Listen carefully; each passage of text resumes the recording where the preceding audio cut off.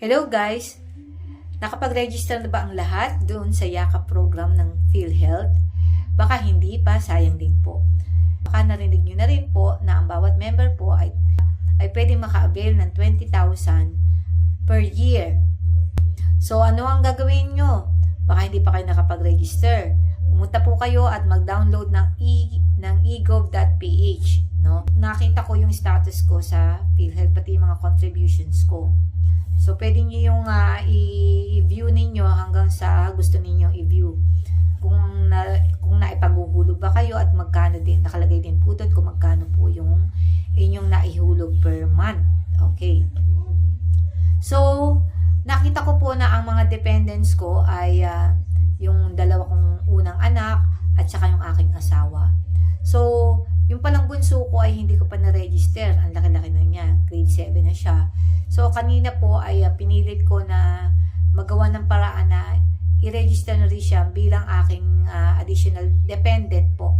So, dito lamang po pala sa malapit sa aming, hindi na po kailangan lumayo. Dito lamang po sa Robinson's Place, Malolos ay pwede na po tayong pumunta doon at makipag-transact dahil express transaction ay pwede na rin po doon. So, nagtanong na rin po ako doon para alamin ang tungkol doon sa kanilang Yakap program. So, bago pala yon, ang pangalan pala nito ay PhilHealth Consulta. PhilHealth Consulta, konsultasyon sulit at tama. So, medyo nagkaroon po ng confusion, bakit daw po ito po ay konsulta lamang. So, pwede naman tayo magkaroon ng free consultation talaga sa mga rural health unit. So, mas pinaganda po ito at ginawa po itong Yakap. So, ang ibig sabihin po sa Yakap ay yaman ng kalusugan programa ng ating PhilHealth.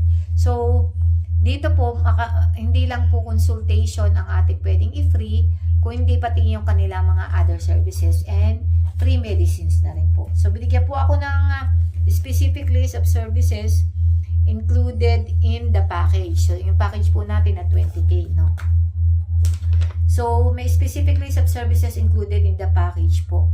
So, mga health services, diagnostics, 15 po, at saka yung mga medicines po, na ang sabi nga nila ay 75 essential medicines ang meron.